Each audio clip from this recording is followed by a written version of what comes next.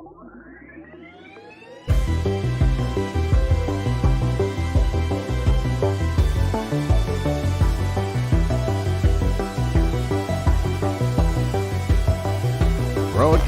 live from Forward Observer Central Command in Austin, Texas. It's the man always out front on the issues. You're listening to Out Front with Mike Shelby.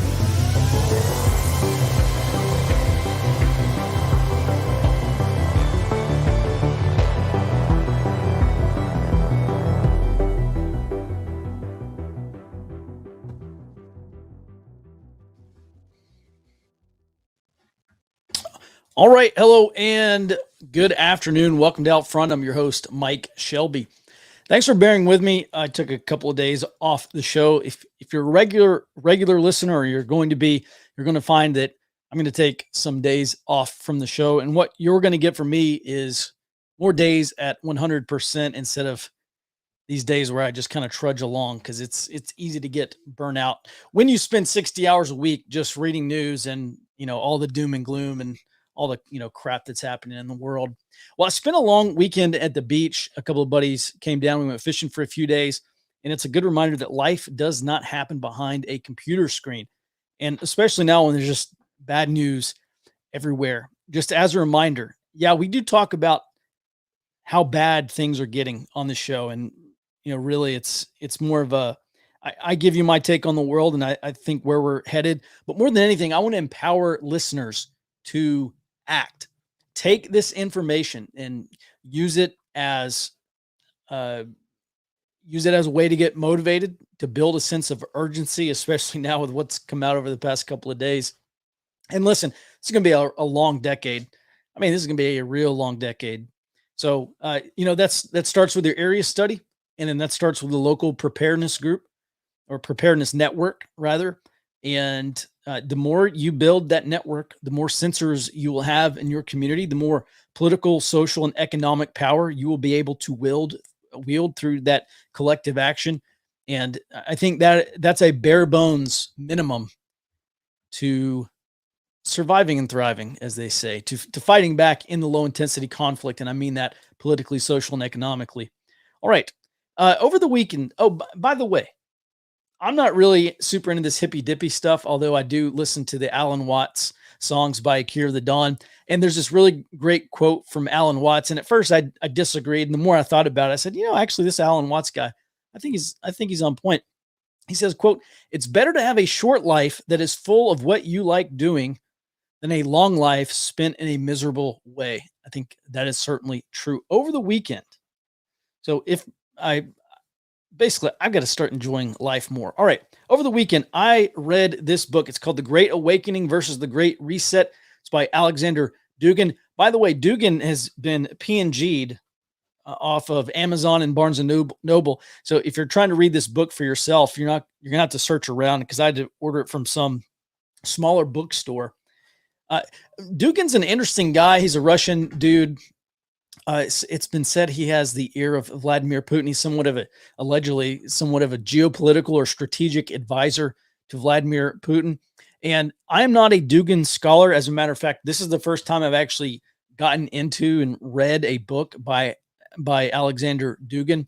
But I think, by the way, and I'm no Dugin apologist, but I think his perspective is worth understanding. And a big part of intelligence is we need to read and understand. We don't, just because you're reading a book by an author who has been PNG'd by society does not mean that you have to agree with it, or, even that you should agree with it. I'm always interested in hearing the perspective of people whose books have been banned, especially for Amazon. See the modern book burning. All right. Today, we're going to talk about part one from my notes of this book today. We're going to cover part two tomorrow. As always, if you want the show notes, I'll be posting them over at patreon.com/outfront. Now, in this book, Dugin describes a global battle that is pitting Western liberal globalism versus Russian illiberal nationalism, or really all sorts of illiberal or anti-liberal nationalism. Now, in a 60 Minutes interview from 2017, Dugin says that it's Russia's dream to become a world superpower. By the way, this is something we've been talking about over at Forward Observer for several years now. Dugin wants a return to greatness, as he describes it himself. And that's important to understand. Dugin talks about a return of a Russian spirit, or the Russian logos, and the introduction of what he calls Eurasianism. That's the return of the Russian Empire. And that includes annexing Ukraine and other areas. And once you understand that as a basis, I think a lot of things about Russia make a lot more sense. Now, Dugin argues that this is not this global battle that's happening right now. I mean, if you'll remember, all these Russian officials, Putin, Medvedev, Lavrov, they've all come out, numerous others. They've all come out and they said, look, this special military action, this invasion of Ukraine is in part to stop American hegemony. They want to break American geopolitical dominance, and they look at Ukraine as another puzzle piece. Putin is no stranger to the gray zone. They've been in Syria. They've been in several countries in Africa, basically competing for influence or control, not allowing the Americans to topple Bashar al-Assad, for instance. That is one thing that Putin made clear about Syria. He was not going to allow, but by the way, I'm not a Putin apologist or defender. I'm just stating it as is. Putin saw Syria. He said, we're not going to allow the Americans to try to remake Syria like they remade Iraq and have another U.S. puppet regime, or, attempt to build another U.S. puppet regime in the Middle East. He says it's just not going to happen. That's why they committed to Syria. That's also why they went into Ukraine. Being that Dugin allegedly has the ear of Vladimir Putin, or is somewhat of a strategic advisor, I do highly recommend reading more Dugin. I certainly will be doing that because I focus a lot on strategic issues on this show. For instance, this concept of global NATO, China's response, this global security initiative, the Chinese security pacts and military. They just announced a new military cooperation pact with Kazakhstan. They were bragging about their strategic relationship with Oman. They just in the past 2 weeks they signed this new security agreement with the Solomon Islands. China firmly on the march, trying to respond to global NATO. Of course, Japan, South Korea, Australia have been invited to this NATO summit that's going to be held in Madrid in June.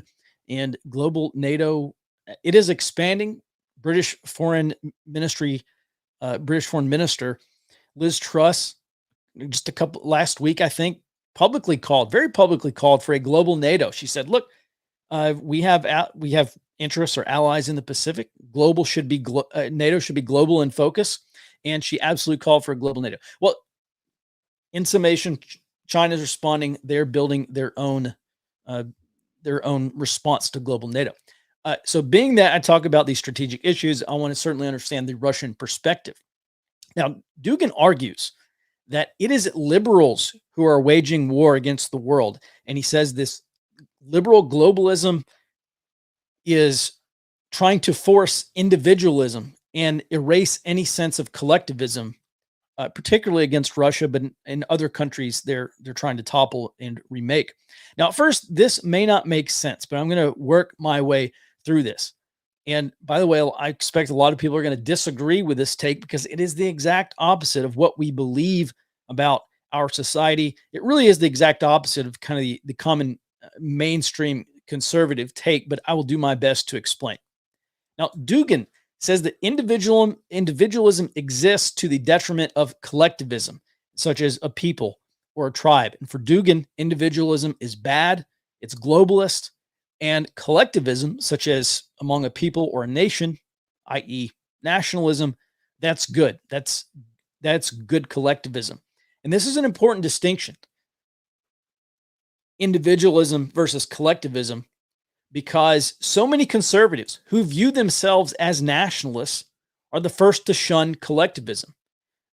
That's all nationalism is, though. It's collectivism organized around a people or political boundaries And so many conservatives say, well, we view and respect the individual, right? There's a minority of one. You're the world's smallest minority because you are the individual. That's the more libertarian take on this.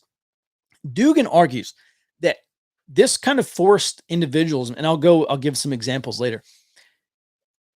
The globalist agenda to force individualism is because in highly individualistic societies, you lack strong bonds with other people because those other people are individuals. They're not part of your collective. And this is why they are so against nationalism, because they don't want collective will for a nation, because you have a nation that has collective will and you can stand in opposition to globalism. And this sense of individualism among conservatives has been a criticism, and I think it's valid, and I think it's worthy of discussion, because people ask, why is it so difficult for conservatives to act together in unison or in solidarity like we see on the left?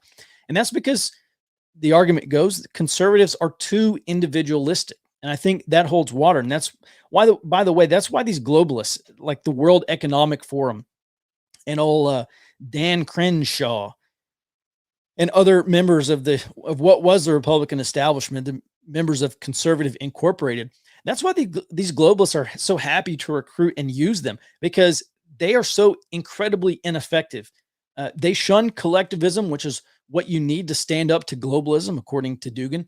And Dugin says effectively, this is what Trump was elected to demolish, as he set out a course to revive nationalism, or what Trump administration officials might call economic nationalism, just a form of collectivism.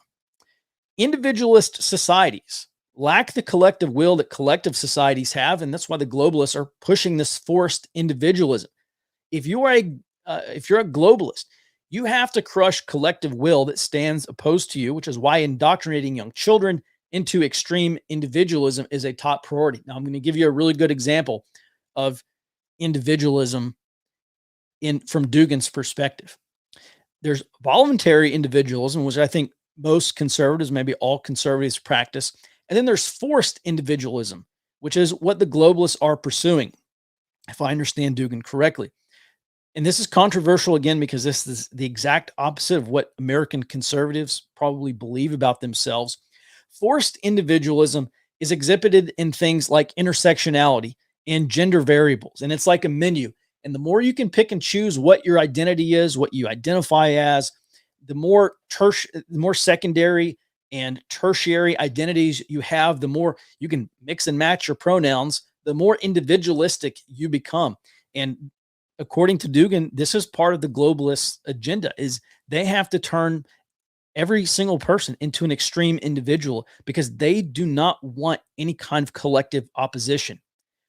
And we look at intersectionality and critical race theory and all this stuff. And, you're not just white, you're white and cisgender, you're white and gender fluid, or how many ever menu options you want to add to your identity. The more dividing lines there are, the more individual you become.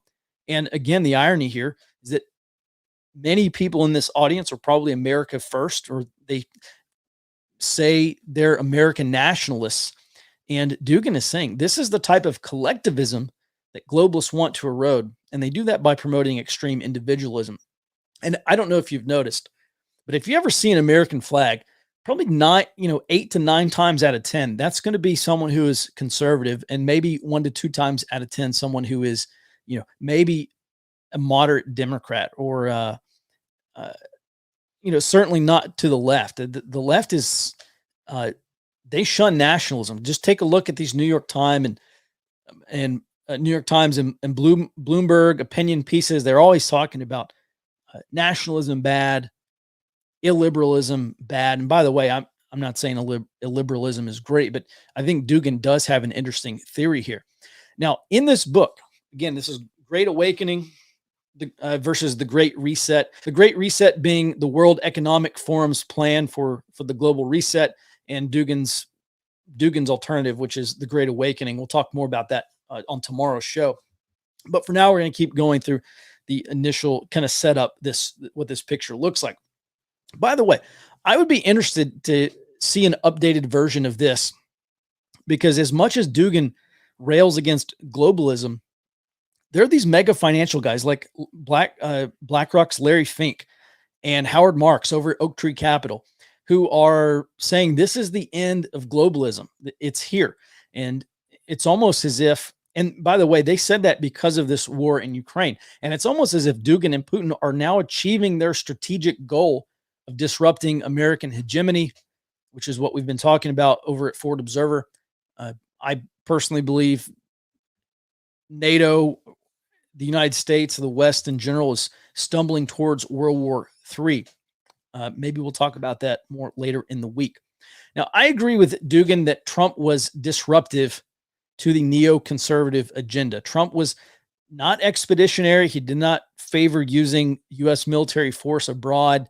There was several instances like the cruise missiles in Syria, the killing of Soleimani in Baghdad, maybe another number of other times where Trump was a typically American president using overwhelming force to extend American foreign policy. However, his goal was not to force democracy on other countries, but this is exactly what the globalists are pursuing. George Soros, open societies, right? I mean, it's forcing, eroding collective will at the national level and replacing it with individualism, trying to remake other countries in the image of the United States, as we saw with Bush and Obama. Trump, not only did he not do this, he was opposed to this. And Dugin says that Trumpism is not ending with Trump. And when you start to think about what's happening more recently, the left's loss of Twitter as a censorship platform, this apparent overturning of Roe v. Wade, which maybe I'll talk about later, probably later in the week or maybe later in the show, the continuation of this new political tradition of America first and national populism, among other things. It's easy to get the feeling that the right wing in this country may be gaining a foothold to push back against liberal globalism. Now, I just want to describe what Dugin outlines probably in like the first half of this book. Before we move on, I want to talk about something very, very important here now that we're on the topic of the new right. And that is this concept of wartime conservatism. And personally, I don't even consider myself a conservative anymore. I don't even know what I am. I think conservative, my entire lifetime has proven to me that conservatism is a failed ideology, and it no longer represents where we are as a nation. It no longer represents the best interests of the country anymore. And that's why I also think the left is dedicated to providing a platform to these types of conservatives like David French. He's a good conservative, and other people, just because they're so incredibly ineffective and they want to take advantage of possibly well-meaning people who have a willingness to cooperate with the left and give and take, which is the exact kind of mindset that's gotten us to this position and that's defeated conservatism in the first place. Now, back in 2019, there's a guy named Matthew Continetti, and he works for Washington Free Beacon. He published an article called Making Sense of the New American Right, and he divided, and again, this is 2019, and I think this still holds water. He divided conservatives or the American right into 4 categories. And the first was the Jacksonians. Those are people like Trump and Senator Tom Cotton. The second group is reform cons, people like Senator Marco Rubio. The paleo conservatives like Patrick Buchanan and Tucker Carlson, and the post-liberals.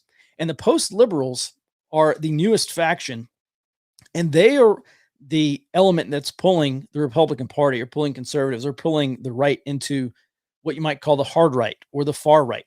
And they favor the use of state power to ensure social order and cohesion, and also to guide economic and technological progress towards nationalist strategic advantage. There's a guy named Gladden Pippin.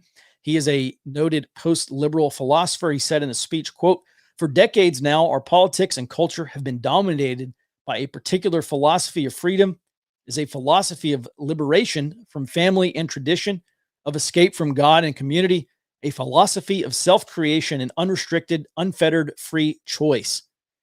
And you read that and you think, well, that sounds a lot like individualism.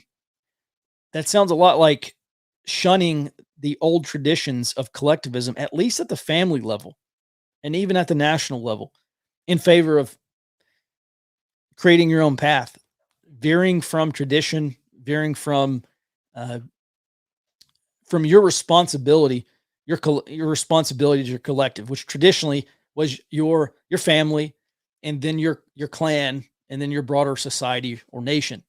And when this is the type of, I wouldn't call it fascism, maybe quasi-fascism, but this is what many on the left were kind of warning about, is this return of the new right to more traditional, more collective way of living, as opposed to the more individualistic way of living, where as an individual, you owe nothing to society. You owe nothing to your, to your family, your clan. Uh, that's individualism. Collectivism is the exact opposite. Return to tradition. That's why you have all these trad Catholics running around. Now, the second perspective, which I want to expound upon, comes from Will Chamberlain. He's an attorney. He's a publisher of Human Events. And he outlines, back in 2019, he outlined the difference between peacetime and wartime conservatism and conservatism. And this is what I'm going to spend the rest of the show on, because this sentiment is indicative of many on the right who are viewing themselves as being in an existential political battle, not just on the national level. This is not just right versus left in the United States, but also liberal globalism and nationalism, or national populism. And I thought this was interesting because we are going to see a return of this. Will Chamberlain, by the way, I'll post the link in the show notes over on Patreon. I'm just going to read to you exactly what he wrote. He said, quote, "Peacetime conservatives try to persuade their adversaries to adopt their point of view. Wartime conservatives try to make their adversaries suffer cognitive dissonance." He's talking about the difference between peacetime conservatism and wartime conservatism. And the American New Right is adopting this wartime conservatism, which is going to be used in this fight against globalism. And again, on tomorrow's show, we'll get back to Dugin's book, but I want to cover this very important topic right now, because this is what we are going to see for the rest of this decade, I think. He continues, "Peacetime conservatives renounce government power and the prospect of making new laws. Wartime conservatives advocate using government power and writing new laws to achieve conservative ends." You start to see a trend here. He continues, quote, "Peacetime conservatives think that social media companies should enjoy the blessings of liberty. Wartime conservatives think that platform access is a civil right. Peacetime conservatives lecture about the importance of civility. Wartime conservatives are too busy brawling to listen.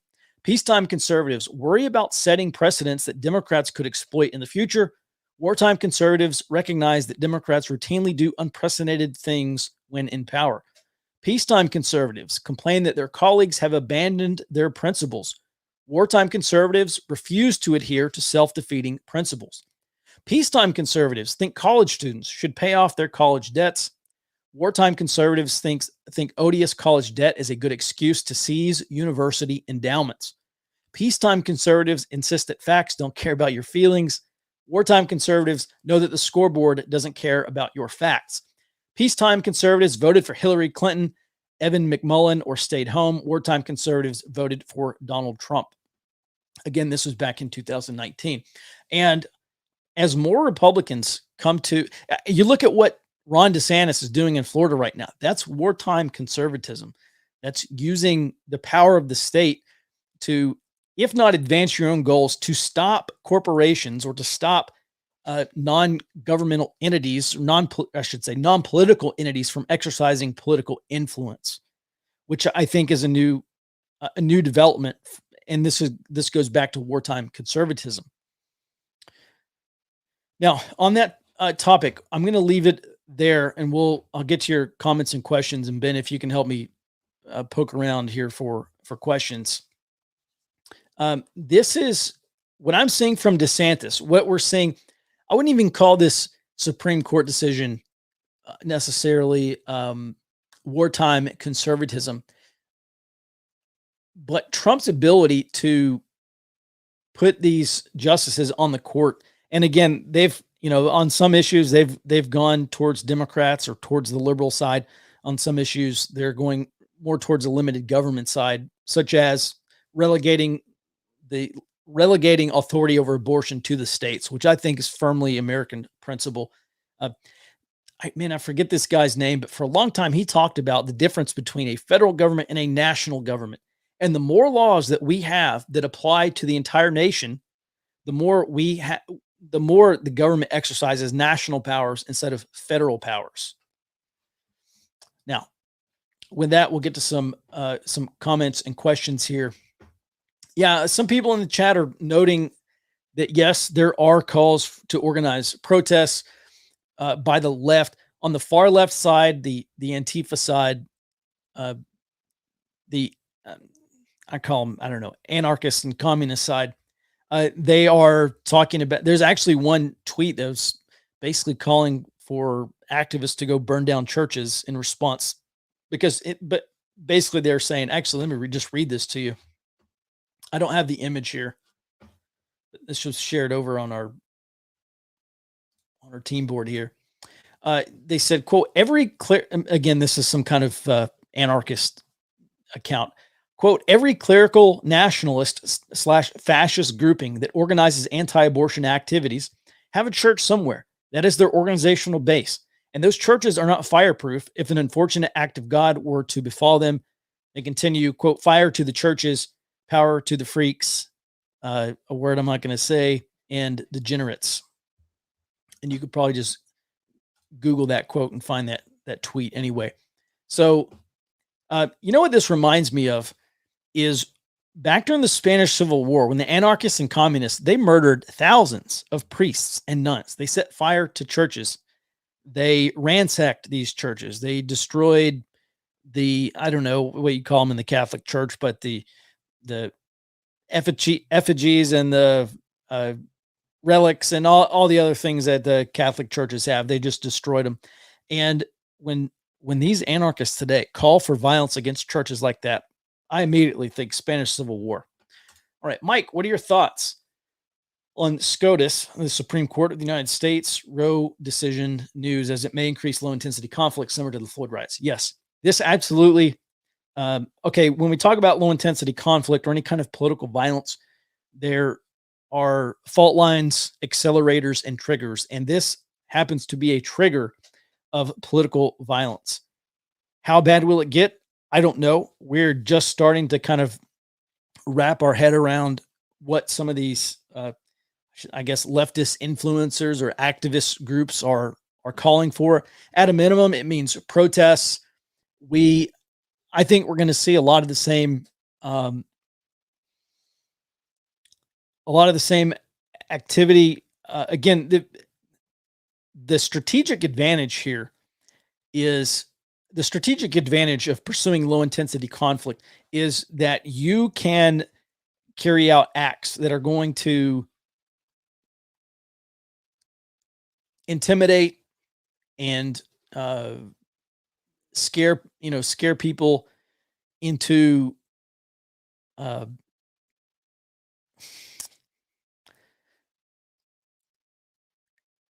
okay, so let's rephrase this. Shooting and killing someone versus burning down a building. Okay, they're not the same.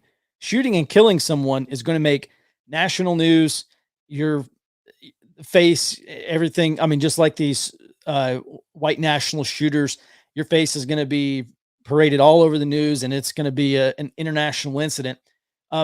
Trying to set fire to the courthouse, you might get an article in the New York Times. Maybe it'll be covered locally, maybe regionally, not much outside of that. It's just not the same.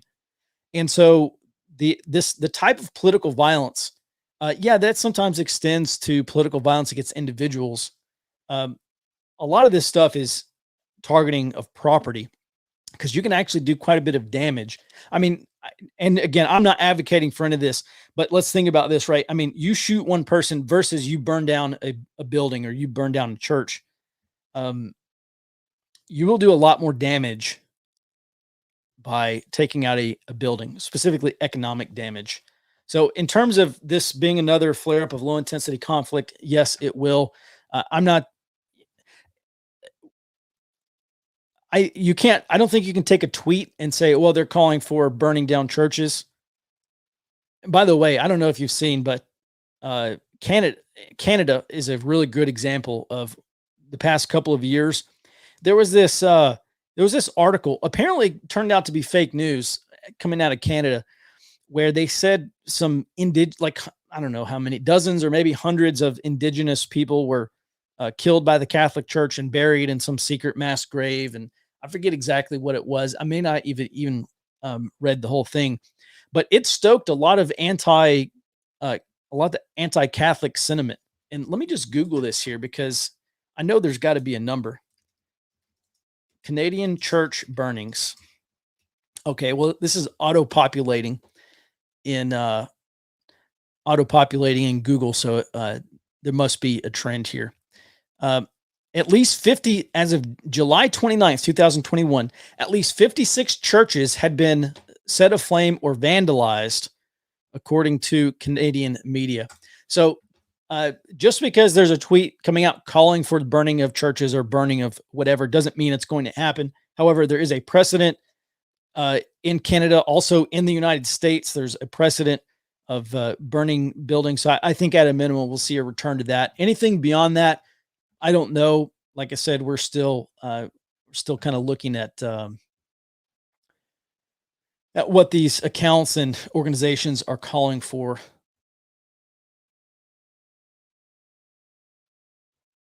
Let me see here. Ben, do you have any other questions? I'm seeing a ton of comments. Mountain Man says 2020 times 2. I don't think this is going to do it. I don't think this is going to be on the scale of George Floyd. Now, I could be wrong, because we are still early. My gut says this is not going to be on the scale of George Floyd. What I think Democrats are going to be concerned about is going in. I don't know. I'll tell you what. I'm going to stop there, and I'm going to go back and look and get you kind of a formalized answer before I go any further. My gut says this is not going to be George Floyd take 2, but it's still early. Let's see what these groups are talking about doing here. Doesn't centralized power create more incentive for corruption? Is it possible to reduce government power? The entire American history has been about an expansion of government power. I'm not a professional historian. I cannot recall a 4-year term in my lifetime where government power has decreased. I cannot recall probably in the past 100 years, government getting smaller. I don't know, maybe under what's his name? Hang on, his name will come to me. They call him America's most underrated president. Name's right there. So at any rate, in terms of reducing government power, I know this is Bannon's whole thing about getting Trump elected, reducing the administrative state, or, destroying the administrative state. I mean, it sounded great for a lot of people, a lot of limited government types. It just didn't happen. It's probably not going to happen unless someone really gets in there with a wrecking ball. I think Trump tried to do that. I think he just had too many establishment Republicans in his administration. Well, DeSantis or someone like DeSantis come in and do that? Maybe. I doubt it. But we are trending more and more towards centralized power. And so the wartime conservative theory says, well, if we're just going more and more towards centralized power and you can do less and less to limit government power, then just use the government power you have. And don't worry. I mean, this is what they say. They say, well, don't worry about expanding government power and setting a precedent for Democrats, because Democrats are going to get in there and they're going to expand government power anyway. So it's better for you, if you're a wartime conservative, they say it's better for you to get in there and expand power that you can exercise for 4 years than trying to reduce the power, allegedly reduce power for 4 years, and then turning it over, or 8 years, and then turning it over to Democrats so they can expand the power how they want to. Andrew Jackson. Yeah, Coolidge. That's what I was thinking about. Calvin Coolidge was very adamant about trying to reduce government power, at least not expanding it. Yeah, Andrew Jackson killed the central bank. Pretty good move. I can recall. I think that's about it. As a kid, I remember the Clintons changing the laws so banks that were regional could become national, which killed local banks. Is this the key to fixing financial? That's a good question. I don't know. The key to fixing problems and actually getting something through Congress are way different things. That's a good question. I don't know the answer. I can't even try to answer that right now. All right. Any other questions? Again, tomorrow we'll pick back up with kind of part 2. I know I kind of veered off, but reading the first half of this book reminded me about wartime conservatism, and I wanted to talk about it. The Great Awakening versus the Great Reset, Alexander Dugin. Interesting book. Again, I think he's worth reading just to understand his perspective. All right, last question. Do you think this is the left setting the stage for anti-Christian movement in an attempt to split conservatives and moderates? No, I don't think that's a part of their strategy. I don't think splitting conservatives and moderates is part of their strategy. I think the strategy is, okay, so in this book, Dugin says religion is a form of collectivism, right? Because you say, well, I identify as a Christian. Oh, you identify as a Christian? Okay, great. This is now a form of collectivism because we both recognize each other as Christians, or, whatever. And this is, so Dugin says the globalists want to reduce the power of religion because it can be used against the globalists. And this is why they have this unfettered push towards extreme individualism, which again, I think is an interesting take. More than anything, this proposal of violence against churches or vandalism or burning down churches really reminds me of the Spanish Civil War, where the anarchists and the communists killed thousands of priests and nuns. By the way, I think I talked about that because I read about that in a book that there was maybe a whole chapter dedicated to violence against the Catholic Church in this book I read about the Spanish Civil War. I'll try to dig those notes up. Maybe we can talk about it later. All right. So, guys, this is going to do it for today's show. I'll be back tomorrow at 2 p.m. Central Time. We're going to finish up. We're actually going to talk about the illiberal awakening from this book and what I think that means for the kind of geostrategic position we find ourselves in. As always, as I'm reading these books, I'm kind of thinking about, okay, how best can you position yourself? How best can you position your family to deal with these changes that are happening in the world this decade? All right. That's going to do it for the show. Mr. Easter, thanks so much. All right. Until tomorrow, be well and stay out front.